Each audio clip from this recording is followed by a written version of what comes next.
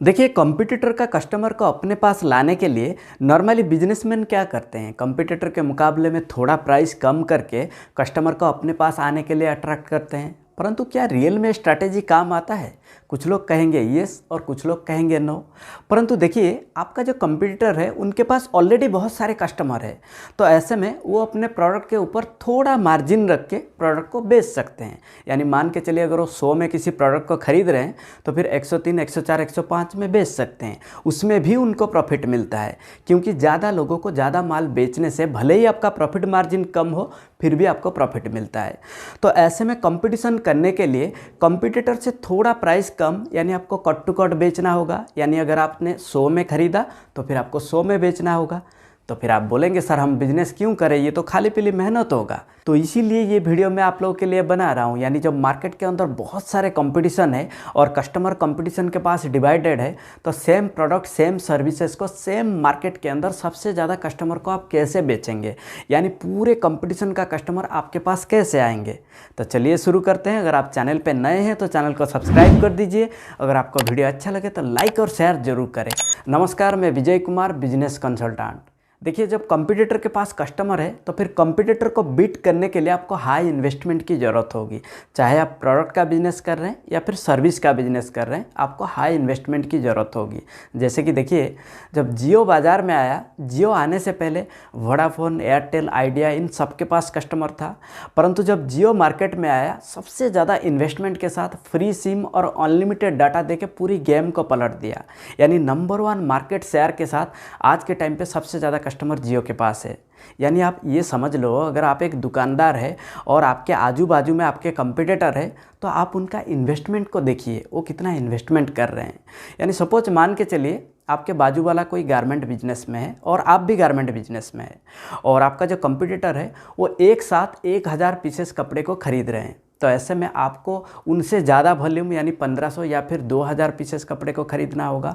जब आप उनसे ज़्यादा वॉल्यूम में ख़रीदेंगे तो फिर आपको ज़्यादा डिस्काउंट मिलेगा, और जब आपको ज़्यादा डिस्काउंट मिलेगा तो फिर आप अपने कस्टमर को कंपटीटर के मुकाबले में थोड़ा प्राइस कम करके अपने प्रोडक्ट को कस्टमर को बेच सकते हैं।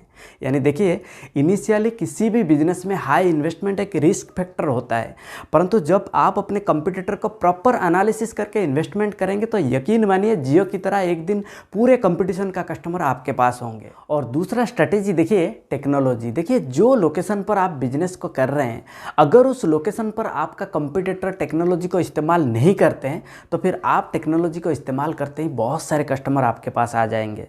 ये कैसे होता है, उससे पहले हम समझ लेते हैं एक कस्टमर का सबसे ख़राब एक्सपीरियंस क्या होता है, चाहे वो आपका कस्टमर हो या फिर कंपटीटर का कस्टमर।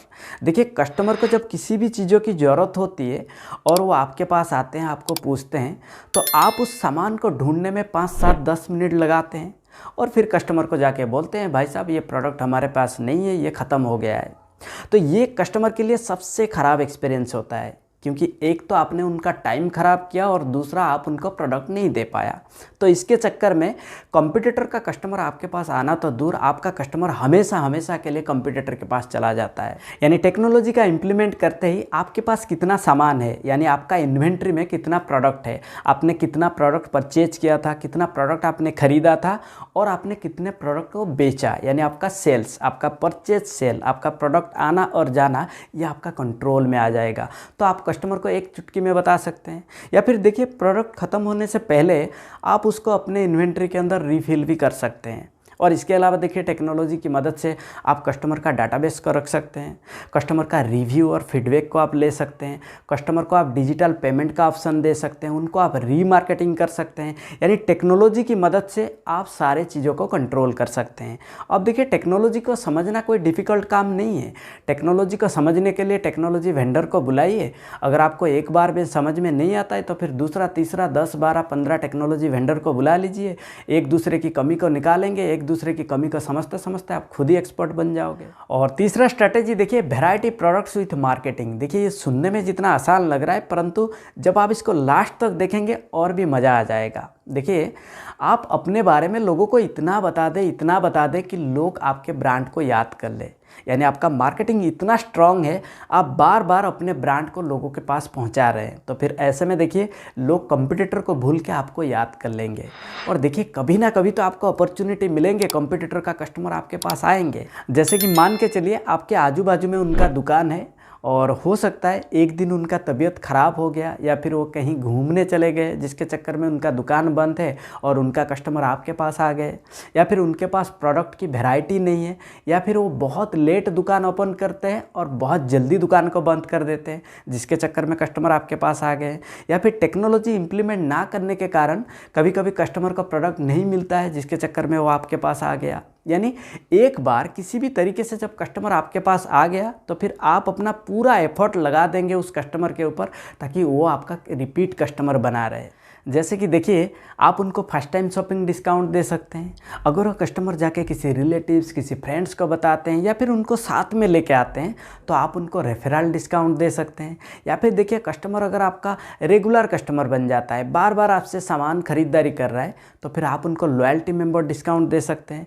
यानी हर एक खरीदारी पर जो पैसा वो स्पेंड करते हैं उनको कुछ क्रेडिट पॉइंट मिले, ताकि अगले खरीदारी पर वो उसका इस्तेमाल कर सके। और इसके अलावा देखिए अगर कस्टमर सीजन के हिसाब से आते हैं तो उनको सीजनल डिस्काउंट आप दे सकते हैं।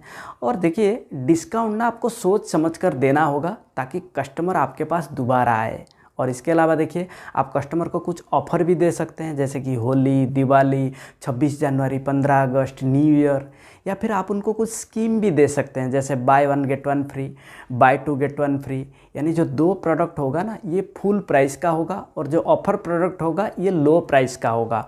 और इसके अलावा देखिए आप इंटरेस्ट फ्री EMI का स्कीम भी दे सकते हैं, या फिर अगर कोई 5,000 का सामान खरीद रहा है तो फिर आप उनके साथ एक बैग फ्री दे सकते हैं। अगर कोई 10,000 का सामान खरीद रहा है तो आप उनको अगले खरीदारी पर 20% डिस्काउंट दे सकते हैं। यानी एक बार किसी भी तरीके से जब आप कस्टमर का माइंड में घुस जाओगे तो अपने आप आपका मार्केट शेयर बड़ा हो जाएगा। और फाइनली देखिए जब आप बहुत सारे कस्टमर को टारगेट कर रहे हैं, यानी बहुत सारे कस्टमर को आप मार्केटिंग कर रहे हैं, तो फिर मार्केटिंग करते वक्त आपको ध्यान में रखना होगा क्या आपका प्रोडक्ट ऐसा है जो कस्टमर बार बार खरीदेगा।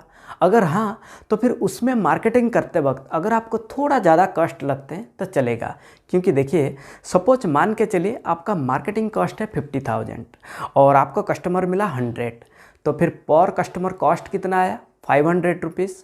अब देखिए मान के चलिए आपका प्रोडक्ट कॉस्ट है 300। अगर एक कस्टमर आया और आपका प्रोडक्ट को एक बार खरीद के चला गया तो फिर आपको लॉस होगा। परंतु अगर कस्टमर बार बार आपसे प्रोडक्ट को खरीदता है, मान के चलिए 10 बार खरीद लिया, तो 10 मल्टीप्लाई बाय 300 यानी 3000 होगा। इसमें अगर आपको 50% प्रॉफिट मिलता है तो फिर आप कितना कमाएंगे 1500 रुपीज़। और इनिशियली आपने जो मार्केटिंग किया था वो 500 रुपीज़ अगर आप निकाल देंगे तो फिर आपको कितना मिलेगा 1000 रुपीज़। यानी over a period of time एक कस्टमर से आपको कितना मिल रहा है 1000 रुपया। यानी ये कंप्लीटली डिपेंड करता है आपका मार्केटिंग कॉस्ट और एक कस्टमर आपके पास कितने दिन तक रुके रहते हैं। तो ये तो था कुछ डिटेल कंपटीटर का कस्टमर को अपने पास कैसे लाए। अगर आप इसी प्रकार और भी वीडियो देखना चाहते हैं तो इस चैनल को जरूर सब्सक्राइब करें। और हाँ, अगर आपको ये वीडियो अच्छा लगा लाइक और शेयर जरूर करिए। तब तक के लिए मैं विजय कुमार आप सभी लोगों को हृदय की गहराइयों से बहुत बहुत धन्यवाद।